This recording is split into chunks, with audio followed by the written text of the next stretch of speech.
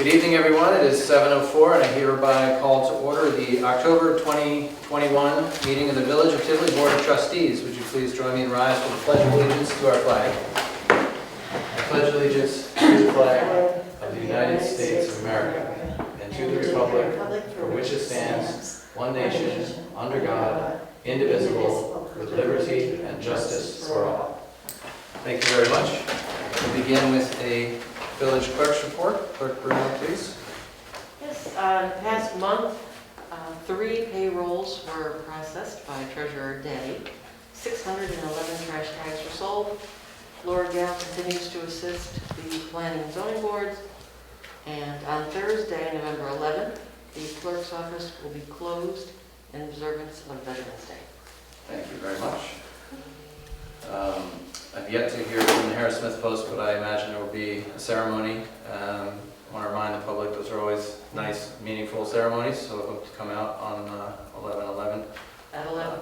Yeah, 11. Trustees, we have in your binders September 15th public hearing minutes, September 15th regular meeting minutes, September 22nd special meeting minutes, and October 13th public hearing minutes. That's 4 sets of minutes. We can adopt them en masse. Is there a motion to approve these 4 sets of minutes? Is there a second? Second. Any discussion? I want to thank Clerk Bruno, as always, for keeping up with all our busyness. All in favor? Aye. Moving on to the treasurer's report.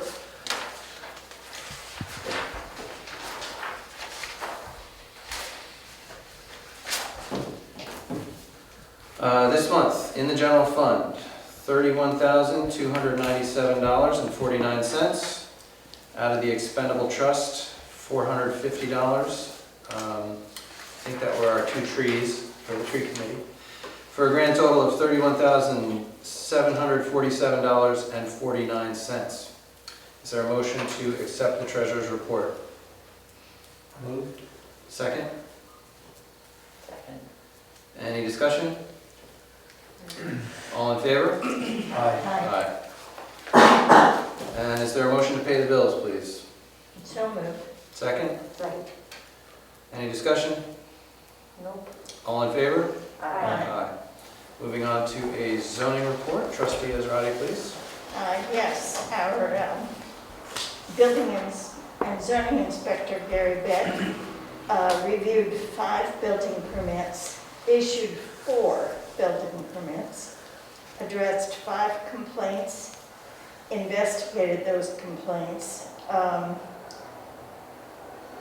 assessed 12 zoning property maintenance violations. There were 0 appearance tickets. There were 7 municipal searches, 8 inspections provided by the Z3 was a code enforcement training, and there were 0 fire inspections. Thank you, Trustee Ezrati. Mr. Beck has been active. We've been sort of engaged in this since earlier in the summer when I sent out an email reminding property owners that there is property maintenance standards in the village code and that they are seen to and enforced if necessary. And I believe in next month's report there will be a couple court appearance tickets in your report. A few property owners who have not taken advantage of being informed earlier in the process of remedying the things that need to be remedied. So we hope that everyone will, make themselves aware of what the code is. If you have any questions, reach out to me. The common things are garbage cans left out, tall grass, debris and garbage, things like that. So please, some pride in the ride, as we say here in the village. Thank you, Trustee Ezrati. And normally we would have an opportunity for public comment on agenda items, but as we do not have members of the public with us tonight, we will move into regular business. These are 3 actions all related to opting out of cannabis dispensaries and consumption establishments. And so the village board will know we've been talking about this for about 2 months, and I've had a informal community forum. We had a public hearing last Wednesday, a week ago tonight, And so we'll just dive right in. The first thing we have is a motion to accept the LWRP consistency findings from the Village Planning Board. Is there a motion? Move. Is there a second? Second. Trustee Mangieri. Any discussion? I just want to thank the Planning Board for convening to fulfill their dual role as our LWRP Consistency Board. All in favor? Aye. So, Council, I also have to complete that document, sign it, because that's our version, not For the... the record, right. Yeah. All right, let me make sure I've got that. Okay. Let me get there in my packet. Okay, so next we have a resolution adopting a seeker determination of non-significance regarding local law C proposed of 2021, a local law adopted pursuant to New York State Cannabis Law 131, opting out of allowing retail cannabis dispensaries and on-site cannabis consumption establishments within the village of Tivoli. Whenever we take an action here in the village, we have to hold it up against our environmental assessment form, and whether it's a type 1 or type 2 or unlisted action, the board has reviewed our prepared documents from council and the planner in the workshop in the previous hour, and we believe that we're ready to declare a neg deck. So with that, is there a motion to adopt a seeker determination of non-significance? I move. 11 again. Of a neg deck. Is there a second? Second. Any further discussion? Roll call vote, please. Deputy Mayor Major? Aye. Trustee Baldino? Aye. Trustee Ezrati? Aye. Trustee Mangieri? Aye. And I also vote aye. And lastly, we have the local law itself.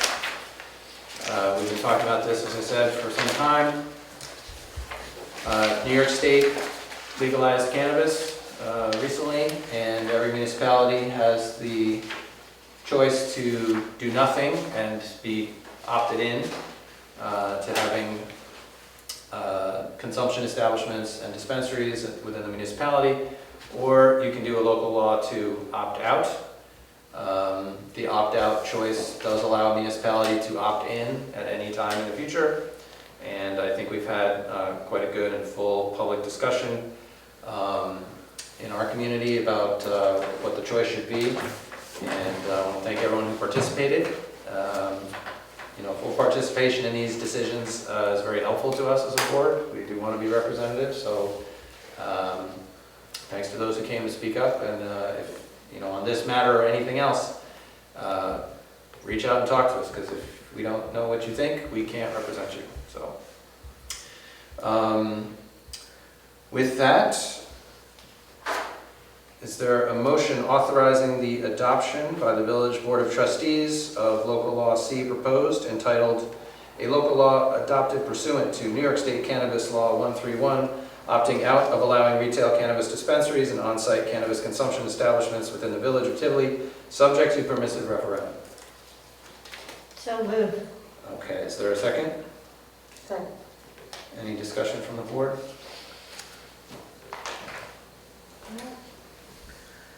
All right, a roll call vote, please. Deputy Mayor Major? Aye. Trustee Baldino? Aye. Trustee Ezrati?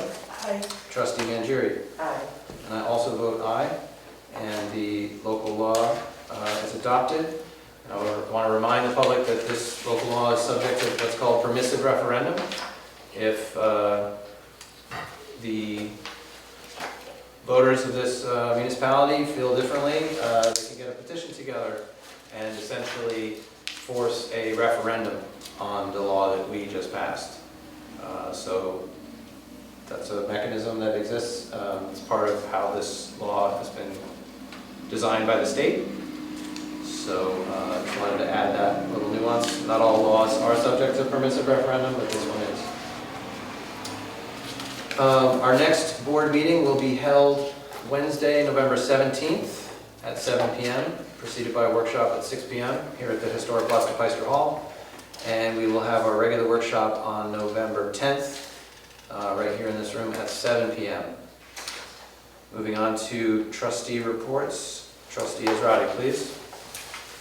I met with the village trash committee this last week, and we are re-energized to address issues related to how we collect trash. We've actually realized that part of what the community wanted to do was raise consciousness of the importance of recycling and the possibility of doing it in a small village like Tivoli. So we have spoken with Gary Feinland of the Department of Environmental Conservation, who has given us some direction with respect to village-wide composting. And the idea would be to facilitate that, keeping in mind that many of the parcels in Tivoli are too small to effectively do composting on their property. We have near us, both in Ulster County and at Ozone on Pitcher Lane, entities that are willing to consolidate the compostable materials and take it to a site where it can go through a hot composting process, which means you can get rid of meat and bone and cheese products, as well as vegetable waste and so forth.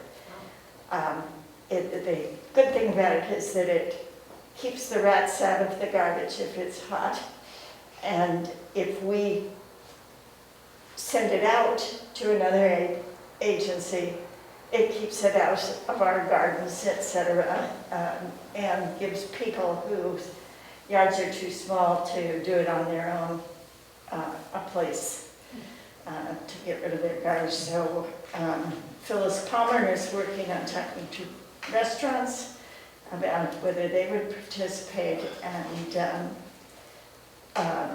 other committee members are investigating where we could site a collection station, etc. So that's a step forward. Great. Thank you to our solid waste committee or the trash committee. Or Yep. Trustee Baldino?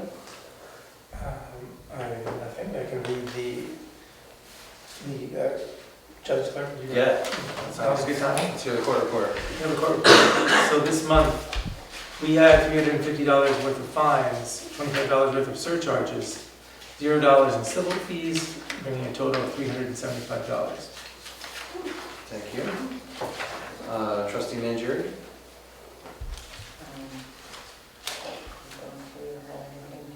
Okay, thank you. Deputy Mayor Major? That's all right, I got enough for everybody. Okay, at the library, fabulous things. As always, there's gentle yoga and Tai Chi. There's a Saturday stories for preschoolers.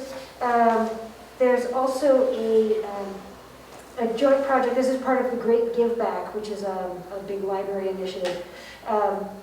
But locally, it's also sponsored by Historic Red Hook, Red Hook Responds and Perfect Pets Pet Rescue, and this is a food and supply drive that is also taking pet food and supplies as well. So you can drop stuff off at the library until October 23rd. There's an event this Saturday also. You can come to the library between 12 and 1 to decorate spooky cookie houses for Halloween. And as always, there's museum passes available, which you can check them out for a couple days at a time. So just check out the library website to find out more about all that. I love dead people. It's no surprise to anyone. This month, Historic Red Hook is doing a cemetery crawl, which if you go to historicredhook.org, you can find out more about it. But basically, it's a scavenger hunt and a self-guided walking tour through 5 of the oldest cemeteries in the town of Red Hook. And some very dedicated volunteers have put together stories about some of the exciting, strange, and famous dead people that we have here. One of whom, I did not know this, the creator of Cookie Monster, and also the writer of the song, Rubber Ducky, You're the One, is buried in Barrytown. Oh, wow. Oh, is that right? Is it Barrytown? I think so. It might be St. John's. Anyway, don't quote me on that. But anyway, Historic Red Hook Cemetery Crawl. This is so fun. It's great weather, get out and do it. Claremont is doing their annual ghost tours. This year it's called the Ghost Encounters, and I'm wondering if that's like Ghost Encounters of the third kind. Maybe it's Ghost Encounters of the 19th century kind, and it's this weekend and next. You need to reserve a spot. And then in natural news, the canoe launch is back in. I would love to organize a launch warming party. If anybody wants to, I don't know, help me out with this, it would be great to just get a flotilla together, and we could, not break a bottle over it, of course, but maybe, just have a little party at the dock. So reach out if you're interested in that, and I think it's pheasant hunting season, so start dressing accordingly when you're in the bays. Orange up, everyone. Thank you, Deputy Mayor. Susan? Could you mention coat drive? I think the coat drive. I'm sorry. Coat drive? Oh, yes. The Rotarians of Red Hook have initiated a coat drive. I noticed that we've already collected some coats in the hallway in Tivoli. You can also leave your coats at Rhinebeck Savings Bank, Ulster Savings Bank, or State Farm's office off Firehouse Road. Firehouse Road. The coats should come clean, slightly used, ready to be given to somebody, and at the in early November we'll announce where that giveaway will take place. Last year we collected almost 300 coats. Oh, wow. And we exchanged them both at the Methodist Church in Red Hook and at the community center. They were beautiful coats. So either if you're ready to let go of something that no longer fits or isn't suitable, or you want a coat, that will be a good thing. We also have some refugees who are coming to Bard this next semester, so part of it is to make sure that they have coats, because many of them didn't need coats where they were or came without them. So How long is the coat drive open until? it's open from yesterday to November 5th, Great, which is a Friday. thank you. I have a couple coats in mind. I'm glad to know about that. Let's see, we talked about code enforcement. Earlier when we were working on the cannabis opt-out, I'm throwing around this string of letters, LWRP, and it's a chance for me to remind folks that the LWRP is a planning document that exists in a municipality. Tivoli's had one since 1991. It's a codification of what do we want this community to be, what do we care about, things that were in the 1991 LWRP included, seeking more access to the Hudson River. And two things there. We have a committee who's working very hard, an excellent committee, on an LWRP update that was funded by a Department of State grant we won a little while ago, $50,000. This process takes about 2 years. The committee's been meeting monthly, and it is going to probably actually be an interesting read. It's really, one of the goals is to make this thing something that any Tivolian would like to pick up and read through. And we've got some great writers and some professional writers, and it's been a fun process. I worked with Samantha Hunt on the little section on arts and culture in the village, which was a lot of fun to work on. So, And the other thing about being an LWRP community who, in 1991, identified we wanted to turn to the Hudson River more than we had, is that the shoreline stabilization project is well underway. I'd say it's about 3/4 complete already. The contractor's moving along quite quickly. The weather's been cooperating. If anyone has not been down to the riverfront, go on down and take a look. This project involves protecting our western parcel. We own two, on the eastern side and the western side of the railroad tracks, protecting it from further erosion. We've got about almost 600 feet on the waterfront side, and this is a DEC approved design where there's riprap, large stones put all along the shoreline. They're going to receive plantings that get placed in the rocks. It involves bringing in about a foot of topsoil to cap the soil that's been living next to trains for a very long time, to sort of cap and protect that soil. And it'll be seeded with grass seed, and this is about the biggest step towards realizing our decades-old dream of having a public park down there. And it's just amazing for those of us who've served on the waterfront committee for a long time, longer than I've sat on the village board even, for me, to see this actually happening. It's just tremendous. So thanks to our waterfront committee, who worked so hard, so many times sitting around a table, talking and talking and talking, and now there's earth moving and rocks and trees and things happening. It's remarkable. So a big step for Little Tivoli. And we have had some noise problems in the village again, unfortunately. And I want to remind folks that there is a 10 p.m. noise ordinance and that it is enforced.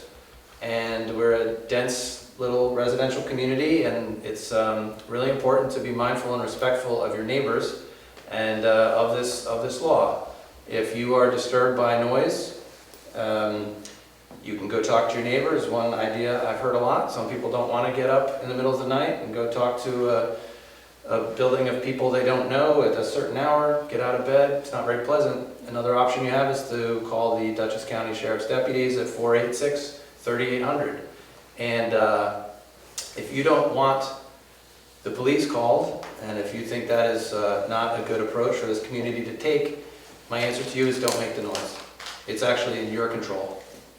So if you don't want cops, don't make noise. Really easy, and I hope everyone can get with the program there so we can all live happily together. There are times to make noise and there are places to make noise, and it's not in the residential village after 10 p.m. Thank you.